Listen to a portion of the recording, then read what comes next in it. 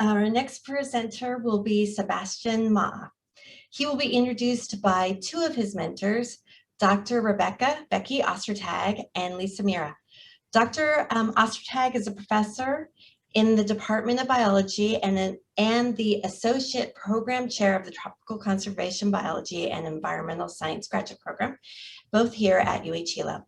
She is a tropical forest ecologist that has her PhD in botany, and when she's not teaching or helping her students, she is working on a variety of research projects, which includes Liko na Palina, hybrid ecosystem projects to better understand how tropical forests are structured and how tropical ecosystems function.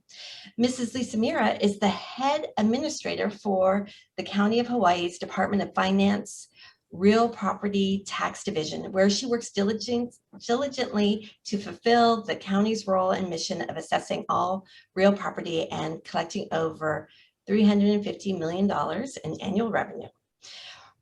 Which of course makes our island work. Her professional goal is for the public to feel appreciated and understood through humble servant leadership within the public sector workforce, which is accomplished by strong ethical and moral standards in which she exemplifies in her daily life as wife, mother, and head administrator for the Real Property Tax Division. Please join me in welcoming Dr. Ostertag to the mic. Aloha. It's really my pleasure to introduce Sebastian Ma'a today. I've known him as an undergraduate and then as a graduate, and I've had the pleasure of working with him on a project for the last 2 years. And I say it's really a pleasure because Sebastian is truly one of the most kind and considerate people, and it's just a joy to work with him. He's put in a lot of hard work and spirit into his project, working with the Real Property Tax Office with the County of Hawaii. And so I want to pass off the mic to Lisa Mira, who's worked with him through the agency, and we'll say more details on the context of his work within the county. Hi there. Can you hear me okay, Becky? Okay. We can hear you great. Okay, I'm so very honored and excited to introduce Sebastian Ma'a to all of you this morning. He has done much more than just an internship with the County of Hawaii, and his work has made a tremendous impact as stewards of the program. Restoring our land to native forests is not just time consuming, it can be physically exhausting and financially costly. Sebastian has made a clear path for anyone who doesn't have a vast amount of native forest knowledge to dedicate their property to a program which actually does what it's intended to do. It improves our island in so many ways through native forest restoration. There is a lot of talk, especially in government, about public-private partnerships and what we're doing to move forward with island sustainability. But Sebastian's work has actually put this into play. It's not just a plan that will sit on a shelf or an ideal that will never come to fruition. The county law has changed, and he was a huge part of this. It is with great pleasure that I'm here to introduce Sebastian Ma'a to you, who not only is a fellow Konoaina alumni, I had to throw that in there, but he's sincere and leads by example through his passion and perseverance. I'm looking forward to seeing what amazing long-term effects Sebastian has on our island. But first, let's hear from Sebastian on expanding the capacity for the preservation and restoration of native forest habitats on our beautiful island of Hawaii. Thank you. Aloha, everyone. Just give me a moment to get my presentation pulled up.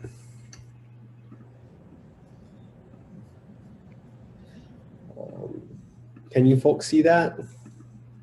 Yes. Yeah? Okay, awesome. Well, thank you very much, Lisa and Becky, for that introduction. That is truly humbling to be able to have worked with you over the past 2 years, and thank you very much for sharing all the knowledge with me that you have. Thank you, Jordan, for that presentation. That's going to be a really hard one to follow, but I'm going to try my best. And thank you to Carmelita and Kavehi for getting us grounded today and for kicking off this symposium. And with that, I'll just hop right into my presentation. So aloha kakahi aka kako. My name is Sebastian Ma'a. And today I'll be presenting my journey as a tropical conservation biology and environmental science professional intern who had the opportunity of working with the County of Hawaii Real Property Tax Division under the guidance of Lisa Mira, Dr. Rebecca Ostertag, and Lisa Canali. I want to thank you all for taking the time to be here this morning, and I hope that you enjoy my presentation, which is entitled Expanding the Capacity for the Preservation and Restoration of Native Forest Habitats on the Island of Hawai'i. Now, before we begin, I just wanted to let you know that there'll be a short period of time at the end of my presentation for questions and answers, and that unless there is a photo credit associated with the pictures in my slides, then the pictures are ones that I've taken on the journey that has brought me to where I am today. And with that, we'll just go right into it. So this is a general outline for my presentation. I will begin with a brief introduction where I'll provide you with a little background about myself and the importance of my internship project. I will then move on to talk about the overarching purpose of my internship and the approach that I used to successfully conduct my project. And once that is complete, I will discuss the outcomes of my project, the broader implications of my work, and I will then end with a brief conclusion to tie everything together. So out of all the places that I could have been born, I feel very blessed to say that I was born and raised on the Big Island of Hawai'i. Now, although my time living on this island paradise has been relatively short, I have watched my beloved childhood playground change dramatically right before my very eyes. I come from a very humble background where I grew up living on a coffee farm, climbing trees, learning how to fish with my dad and two younger sisters, and spent many days surfing from dawn until the sun disappeared, forcing me out of the water. These experiences is why I say that Hawaii is my playground, because growing up the way that I did, the best things in life were free, as there is no price tag when it came to getting outside and enjoying the natural beauty that surrounds us. Prior to starting the academic journey that has brought me to where I am now, I spent 5 years as the partial owner and operator of a successful landscaping business that specialized in maintaining high-end residential and commercial properties in the district of North Kona on the island of Hawai'i. As time passed by, I reached a point where I could no longer contribute to the unsustainable use of our shared natural resources, the rapid transformation of the beautiful playground that I like to call my home, while also struggling with the fact that my efforts were only serving a very small fraction of the community here on the Big Island. So in 2016, I decided to sell my business and enrolled at Hilo as an undergraduate in the Geography and Environmental Studies program, which unknowingly started the journey that has brought me to where I am now today. So following my first semester as an undergraduate in the fall of 2016, I had the opportunity of participating in the Pacific Internship Program for Exploring Science, also known as the PIPES program, for 2 consecutive summers, where I did water quality monitoring at Kaloko Fish Pond and local i'a rehabilitation at Aimakapā Fish Pond at Kaloko Honokohau National Historical Park in 2017. And then in 2018, I assisted with bioacoustic monitoring, arthropod surveys, and developed a Mamane plant monitoring protocol for the Office of Mauna Kea Management. These experiences not only solidified my passion for preserving the place that I call home, but more importantly, PIPES reaffirmed my career aspirations of working in the field of conservation. It also helped me see firsthand by working and learning from tropical conservation biology and environmental science graduate students like Brett Mossman and previous TCBES graduates like Jessica Kirkpatrick and other natural resource management professionals, how the activities that take place at Mauka have a direct impact on the health and productivity of coastal ecosystems, which helped me understand the importance of sustainable ridge-to-reef management. So although I don't have an extensive background in conservation-related work, and I didn't spend a lot of time working in and learning about native ecosystems growing up, the experiences that I had as an undergraduate really reminded me that while it is a blessing to be able to say that I was born and raised on the island of Hawai'i, that blessing also comes with a deepened sense of responsibility, or kuleana, to preserve and restore the natural resources of Hawaii for present and future generations. It is that responsibility that ultimately motivated me to take my education to the next level, and I saw the TCBES program as a way to make that happen. Now, during my time as a TCBES graduate student, I was able to take the vegetation of the Hawaiian Islands class, where I learned about plant identification and the wonders of native forests. So what started as a class eventually turned into one of my new favorite hobbies, which is spending time in the forest and studying native plants. Now, while I don't consider myself to be a botanist, I have developed a deep admiration for native forests and have come to appreciate them in ways that I never did before.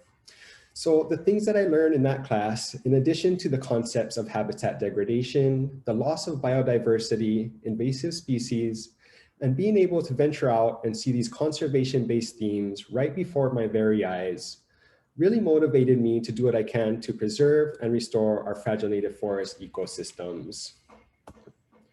So in the fall of 2019, during my first semester as a graduate student, when I was approached by Dr. Rebecca Ostertag and was presented with the opportunity of assisting with the development and implementation of new legislation that was geared towards increasing the capacity for the preservation and restoration of native forest habitats on the island of Hawaii, I felt like I had found a way to make my dreams of preserving native forests and also serve the community of Hawaii Island become a reality. So Becky pulled me under her wing, where I was able to join the Native Forest Dedication Program Working Group, which consisted of an environmental lawyer, Leslie Cole Brooks, the division head administrator, Lisa Mira, and Kita Joe, who is the assistant administrator of the County of Hawaii Real Property Tax Division, and Dr. Susan Cordell, who is the director of the Institute of Pacific Islands Forestry, to help them expand the County of Hawaii Native Forest Dedication Program. So my role as an intern with the Hawaii County Real Property Tax Division was to develop supplementary materials that will support the expansion of the Native Forest Dedication Program. Much like the llama and the iliahi or sandalwood tree pictured here, this included collaborating with different staff members at the Real Property Tax Division office, environmental lawyers, ecological professionals, and generating the complementary documents that are necessary for effectively integrating the proposed property tax amendment into the existing County of Hawaii Real Property Tax Code. So the purpose of my internship project was centered around three main ideas, which are: one, advocating for Native Forest Bill 178, two, creating supplementary materials to support the expansion of the Native Forest Dedication Program, and three, participating in public outreach to raise awareness about this newly updated program. So in an effort to illustrate the importance of this legislation, I conducted a comprehensive literature review using Google Scholar, the Hilo online library system, and other peer-reviewed repositories to quantify the economic value of native forests. The information collected during this part of the project was compiled into an annotated bibliography and was intended to provide Hawaii County Council members with a deeper appreciation for the innumerable goods and ecosystem services provided by native forests, and how the County of Hawaii can benefit from the expansion of the Native Forest Dedication Program. So as you can see here from this excerpt taken from a publication by the Nature Conservancy, native forests are a significant economic asset, as a single Hawaiian watershed during the time of this publication in 2010 was valued at $7.4 to $14 billion. The next component of advocating for Native Forest Bill 178 was submitting 3 rounds of verbal and written testimony during the public hearing process of this new legislation. Each testimony was modified to support the passing of Native Forest Bill 178 and was presented at each public hearing, which took place on July 7th, July 22nd, and August 5th of 2020. Written testimony was reviewed by the Native Forest Dedication Program Working Group and submitted to Hawaii County Council before each meeting, and verbal testimony was articulated in person at the Council of the County of Hawaii at 25 Aupuni Street in Hilo. The second component of my internship project consisted of developing supplementary materials to support the newly updated Native Forest Dedication Program. So in an effort to take the guesswork out of helping landowners determine what types of plants they can use to meet the requirements for the different native forest designations, I developed a native, non-native, non-invasive plant species list that helps individuals determine what types of plants they can incorporate into their native forest restoration endeavors. This list was created by referencing different plant resources and guides, like the Manual of the Flowering Plants of Hawaii, Growing Hawaii's Native Plants, and Plants for Tropical Landscapes, to select plant species that are the most appropriate for the ecological zones found on the island of Hawaii. Plants in this list were selected by growth forms, those that are easily obtained from nurseries, plants that did not contribute to the decline of other native flora and fauna, and those that are relatively common in existing native forest, functional forest, and successional forest environments.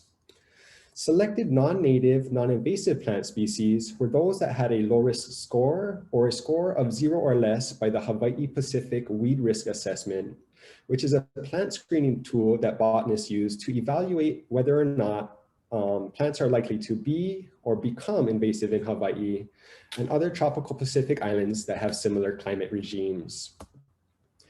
A plant nursery list, which is an accompanying document to the native, non-native, non-invasive plant species list, was created to provide landowners with a directory of where some of the plants featured in the native plant species list can be purchased.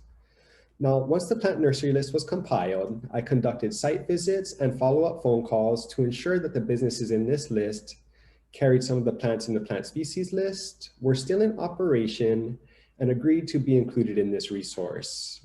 Now, some, but not all of the nurseries in this document are endorsed by the Big Island Invasive Species Committee, Plant Pono website, and Dr. J.B. Friday of the University of Hawaii at Manoa, College of Tropical Agriculture and Human Resources Cooperative Extension Service. Another document that was created to support the Native Forest Dedication Program is the Native Forest Dedication Program Management Plan and Guidelines document, which is intended to provide landowners with a resource they can use to help them navigate the process of qualifying for a native forest land use dedication. With the guidance and support of Tanya Rubenstein from the State of Hawaii Forest Stewardship Program and Matthew Cocking from the Natural Resources Conservation Service, I developed a document that would allow landowners to write an ecologically sound native forest management plan without the help of a natural resource management professional, while also helping them meet the eligibility requirements listed in Chapter 19, Article 8, Section 19-59 of the Hawaii County Code.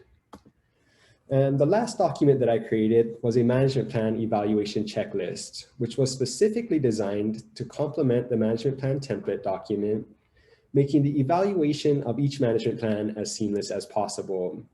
The management plan evaluation checklist document is broken into 3 main sections, with each section including elements that are specific to one of the 3 main native forest dedication types.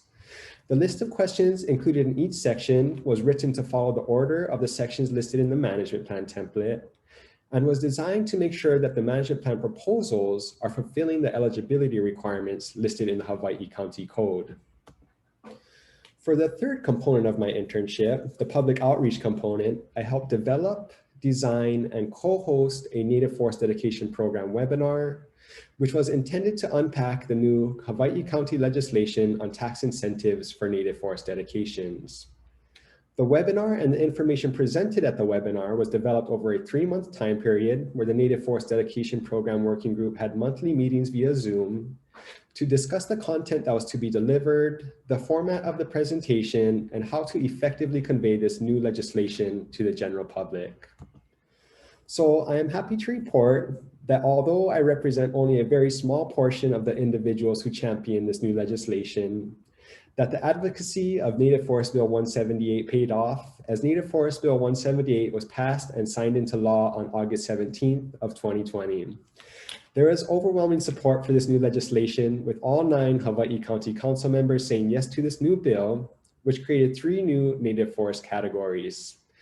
As a result, private landowners of Hawaii County can now dedicate their land to one of 3 native forest land use designations, which includes a native forest, a functional forest, and a successional forest dedication.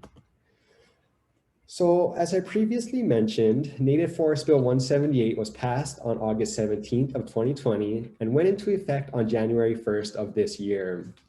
This new legislation expanded the Native Forest Dedication Program to include 2 types of dedications: a preservation-based dedication, which is designed to maintain current conditions, which specifically pertains to forests that already have native species coverage, with at least 60% native species cover, and a restoration dedication, which specifically pertains to forests that already have or which is based on improving current conditions to develop a native dominated forest in the future. Also new in Native Forest Bill 178 is the addition of two new categories, which include a functional forest and a successional forest land use designation. So the basic eligibility requirement for each native forest dedication type is that the land parcel be at least 3 acres or larger, with at least 2.75 acres being intact and contiguous native forest. So the first dedication type is a native forest dedication, which Leslie likes to refer to as the gold standard of the program. Under this land use designation, private landowners can dedicate land to native forest preservation or restoration for a 20-year time period, with native forests being defined as an area of land which has 60% or greater native species coverage in the canopy, the understory, or a combination of the two, with land being assessed at a $7 per acre value. The functional forest dedication also has a preservation or restoration option, which also requires landowners to dedicate land for a 20-year dedication period. And for the purpose of this land use category, functional forests are those that have 60% or greater native and non-native, non-invasive plant species cover in the canopy, the understory, or a combination of the two, with the dedicated land being assessed at a $14 per acre value. Now, in this case, as I mentioned earlier, non-native, non-invasive species are those that have either a low-risk designation or a Hawaii Pacific weed risk assessment score of 0 or less, meaning that they are unlikely to be or become invasive here in Hawaii. Now, the last category is a successional forest dedication, which pertains to lands that have new lava substrates in which the soil depth or organic material are less than 10 centimeters and is maintained to promote native or functional forest development over the 50-year dedication period and is assessed at a $100 flat rate. So here are a few examples of the potential savings in property taxes when choosing to dedicate land to the Native Forest Dedication Program. It is important to note that tax savings will vary as the amount of potential savings is dependent on the market value and the size of the dedicated property. In the first example, it is a property located in South Kona that is 6 acres in size. The respective taxes to be paid annually based on the native forest value of $42 would be $200, which is the minimum tax in Hawaii County. So based on the market value and the size of the property used in this example, the annual savings by dedicating land to native forest for this property would be $1,754. The second example is a property located in Hamakua that is 602 acres in size. The respective taxes to be paid annually would also be $200, which again is the minimum tax in Hawaii County. So the annual savings for the property used in this example would be $32,571. And the last example on this slide is a property located in South Kohala that is 22 acres in size. Successional forests, as I mentioned earlier, are assessed at a flat $100 value, regardless of the size of the property. So the respective taxes to be paid annually based on the successional forest land use dedication in this example would also be the minimum tax of $200, with the annual savings being $13,722. So upon completion, the plant species list included 68 native and 66 carefully selected non-native, non-invasive plant species with descriptions of each plant, their preferred growing conditions, and how to successfully cultivate each species. This list allows landowners to correctly identify, select, and cultivate different plant species based on elevation gradients, moisture regimes, and their preferred growing conditions. Now, once this list was compiled, I created another document or another section which included a photograph and description of each plant species, its preferred growing conditions, and helpful tips on how to ensure plant growth and plant viability. So as I mentioned earlier, I also created a plant nursery list, which serves as an accompanying document to the plant species list, as it provides landowners with a directory of where some of the plants featured in the native plant species list can be purchased. The native plant nursery list includes an alphabetical list of Big Island nurseries that specialize in selling and distributing native plants, as well as each nursery's contact information, including the address of the business, their phone number, and their email address if it was available. And for the management plan template document, I created this table, which was designed to simplify the process of helping landowners select a native forest dedication type that most closely corresponds to their current situation, which ultimately helps landowners decide which land use designation is best for them. So each dedication type listed has a corresponding color that highlights the eligibility requirements for each native forest type, the eligible land use classifications to qualify for the native forest dedication program, and how they differ in terms of native forest structure. Another document that was created to support the implementation of the newly updated Native Forest Dedication Program is the Native Forest Dedication Program Management Plan Template document, which is intended to provide landowners with a resource they can use to help them navigate the process of qualifying for one of the native forest dedications mentioned earlier.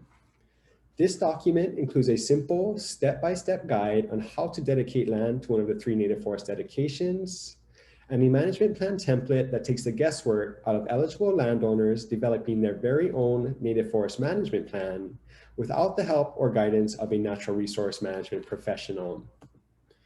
Now, the last document that I created was a management plan evaluation checklist, which is intended to complement the management plan template, making the evaluation of each management plan as seamless as possible, while also adhering to the requirements listed to the newly updated Native Forest Dedication Program tax amendment.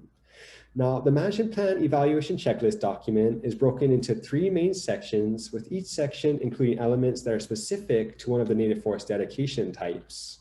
The list of questions included in each section follows the order of the sections listed in the management plan template and was derived from the eligibility requirements section to make sure that management plan proposals are fulfilling the requirements to be eligible for each native forest dedication.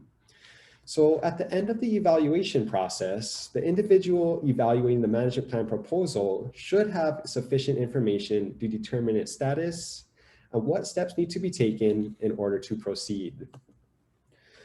So for the public outreach component of my internship, I co-hosted the Hawaii County Legislation on Tax Incentives for Native Forest Dedications webinar with the Native Forest Dedication Program Working Group on February 11th of 2021, with 48 individuals from the general public being in attendance. This webinar was recorded and later converted into a YouTube video, which is now available for the general public to view at their convenience. So, this project has numerous ecologic, cultural, and economic benefits as it facilitates the multi-stakeholder participation in the active care and management of native forest habitats throughout the county of Hawaii. In a time when our beloved ohia forests are threatened by destructive pathogens such as rapid ohia death, planting more native and non-native, non-invasive plant species not only increases the potential for rainwater capture and groundwater recharge and retention, it also increases the rates of carbon sequestration, which may reduce elevated greenhouse gas levels and mitigate the impacts of anthropogenic climate change. From a cultural perspective, as many foundational components of Hawaiian identity are inherently tied to native forest habitats, the preservation of Hawaiian traditions is highly dependent on the health of native forests. So this legislation is one way to ensure that the perpetuation of customary practices that have been handed down throughout the ages of Hawaiian history will be able to continue as they have since they were first developed thousands of years ago. And lastly, from an economic standpoint, the resources that I created has the potential to save landowners and the community members of Hawaii Island substantial amounts of money in both short-term and long-term timeframes, as there is now a standardized protocol that allows the county to streamline the process of evaluating incoming management plans. So the expansion of the County of Hawaii Native Forest Dedication Program to include a functional forest and a successional forest dedication illustrates the efficacy of increased collaboration between government agencies, researchers, and legal fellows to effectively preserve and restore native forest habitats on the island of Hawaii.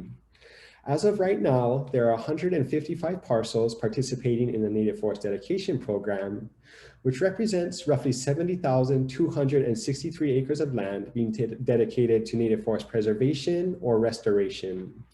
Now, while the number of new applicants has been relatively low since Native Forest Bill 178 went into effect earlier this year, the staff at the Real Property Tax Division has reported that there has been an increased interest in this program as they've been receiving more calls about this newly updated land use designation.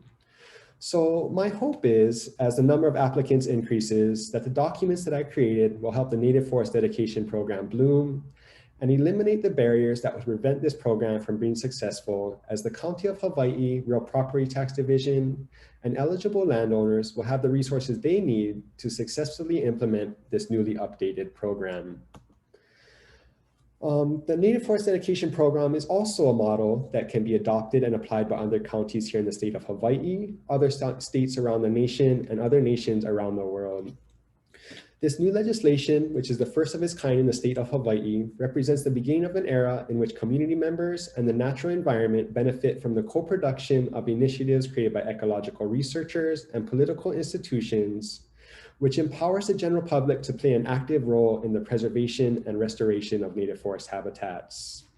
As native forests are primarily managed by various state, federal, and nonprofit organizations, this legislation promotes community engagement in the preservation and restoration of native forest habitats, which may inhibit landscape level degradation from the mountains to the sea.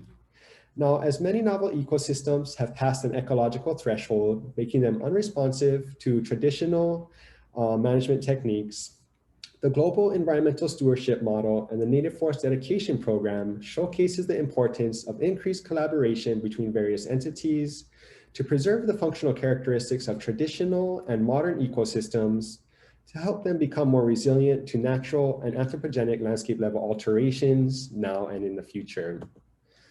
So in conclusion, I just wanted to end my presentation with a picture of this lama tree, which is associated with light and enlightenment in the Hawaiian culture.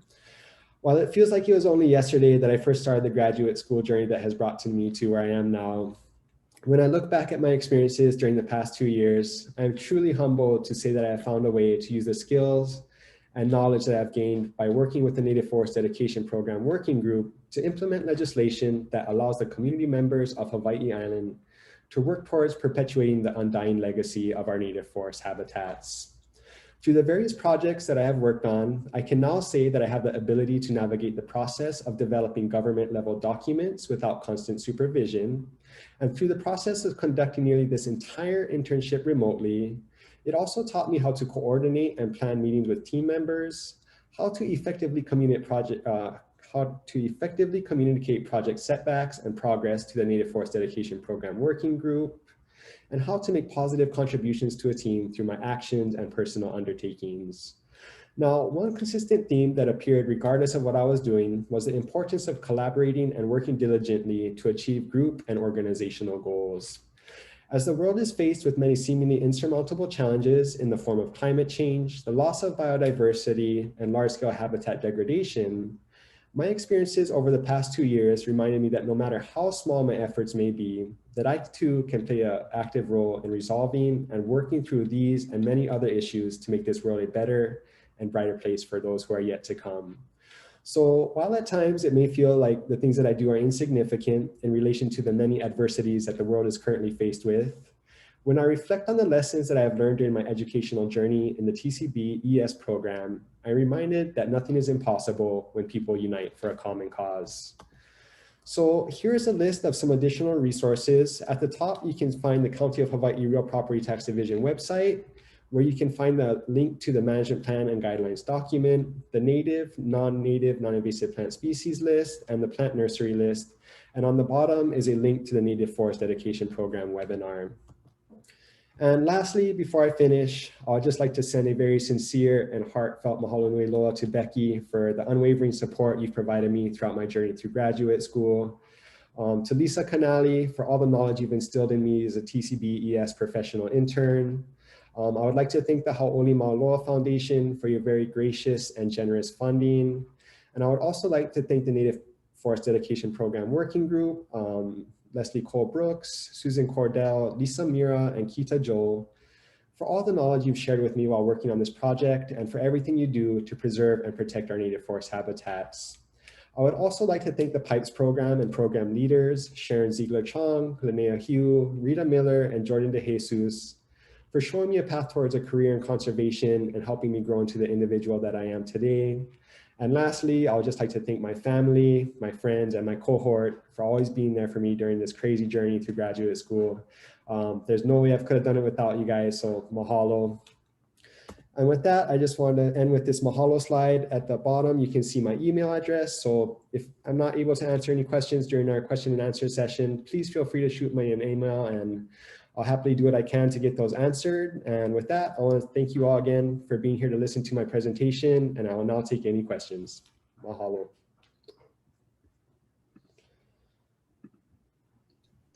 Thank you so much, Sebastian. That was fantastic.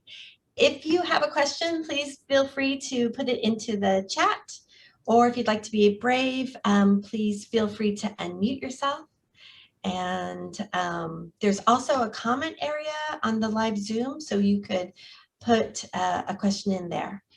So Sebastian, while we're waiting for a question, I have one for you. You had an opportunity to do advocacy work at the county level, and I'm wondering what sort of advice you would give a person that's new to that to be able to give effective testimony and to advocate for their causes. Okay, yeah, that's a great question, Lisa. Thank you for asking that. This was my first time ever participating in any type of public outreach or public testimony, so I was a little bit unsure about the process, but you know, the people that I worked with, Leslie Cole-Brooks, Becky, and the rest of the staff at the county, they really helped prepare me. So I think the biggest thing that I would recommend is just doing your homework and familiarizing yourself with a background of what you're trying to advocate for or against, and then also designing the things that you want to say to help deliver that message in an effective way. I also think it's really important to think about your motivation for participating in public outreach, you know, and how you fit into that equation. And I think that really goes a long way in helping to develop and articulate effective verbal and written testimony during the public hearing process. All right, thank you so much. So Carla, go ahead and take it away. Just a real quick, it was fabulous. And can you go back to the slide that has all your websites so I can copy some of them down? Yeah, hold on, no problem. Here you go. Thank you. Thank you. Okay, keep going. Does anybody else have any questions? So Tracy, how does it look on the live stream? Nobody's using the live stream. They're watching it. They're watching it. They're not typing in there. But I did have a question, and I remember from the symposium too. Why is the native forest less per acre than the functional forest? That is a really good question, Tracy. To be honest, that is something that I'm still trying to grasp my head around. You know, I do not have a lot of experience when it comes to the development of the different pay scales of how these different native forest dedications are evaluated in terms of the amount of property tax breaks that people receive. But that is something that I could look into and get back to you if you would like.